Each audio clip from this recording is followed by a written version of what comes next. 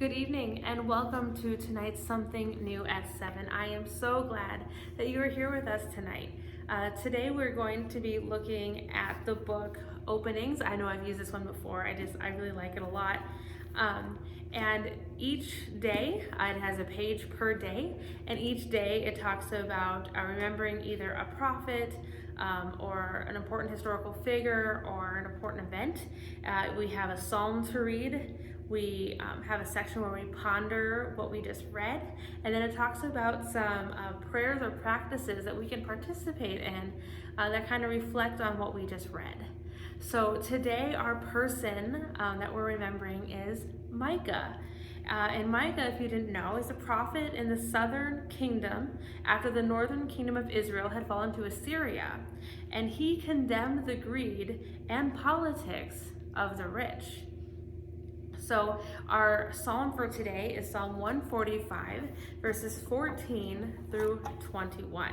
So I'm going to open up my Bible here. And actually, fun fact, this is the Bible that I've had since 5th grade. And it is full of notes and highlights and all kinds of stuff. And so it just kind of proves that, if you keep track of the Bible you receive when you're young, that it can be a great resource as you get older.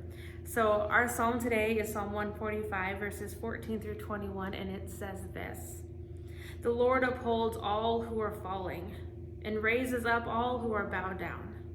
The eyes of all look to you, and you give them their food in due season.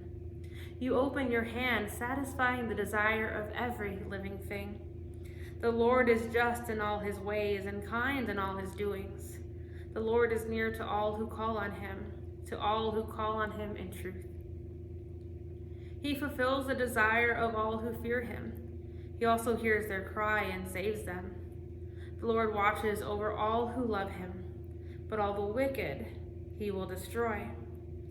My mouth will speak the praise of the Lord, and all flesh will bless his holy name forever and ever." So when we go to ponder this text, here for December 15th, it says, in the closing verses, the psalmist proclaims God's goodness and kindness in meeting human need. God raises up all who are bowed down. Again and again, the prophets testify to God's dominant concern for the poor and the oppressed. Nations will be judged on how well they execute justice for the poor, the widows, and the strangers.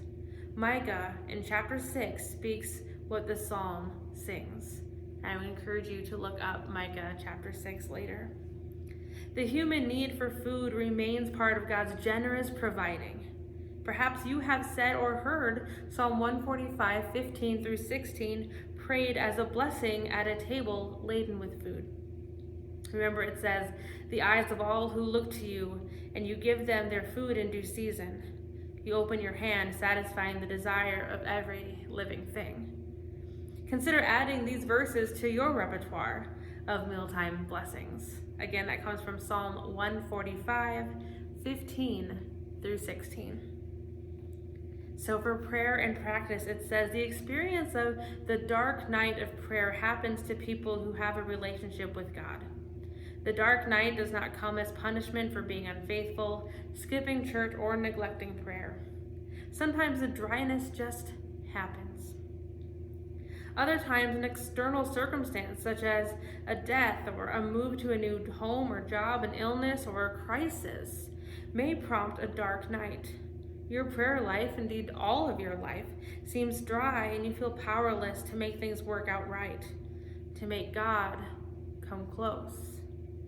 It helps to know that many others have experienced a dark night, even saints. John of the Cross and others left markers to help guide you through this experience. What has occasioned your dark night? Who accompanies you through the dark night?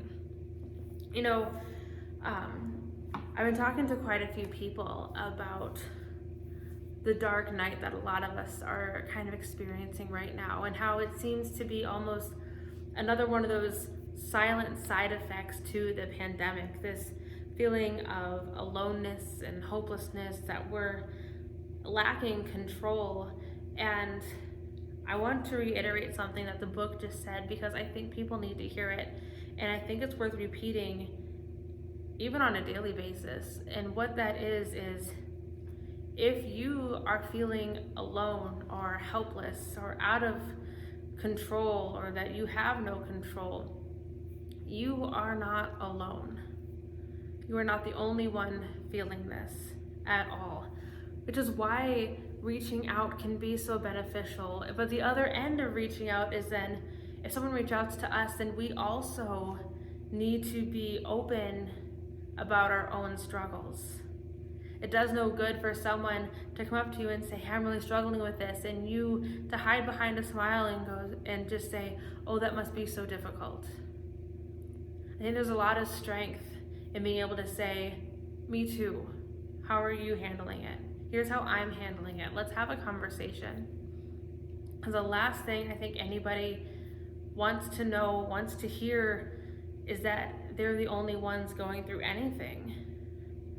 We get through what we get through by connecting with other people who are going through it. And I think now more than ever, we need to be open and honest about our experiences and our struggles, and hold each other up when it gets really hard. Well, I hope that this time together, this Something New at 7 time, has sparked something inside of you, maybe sparked a conversation.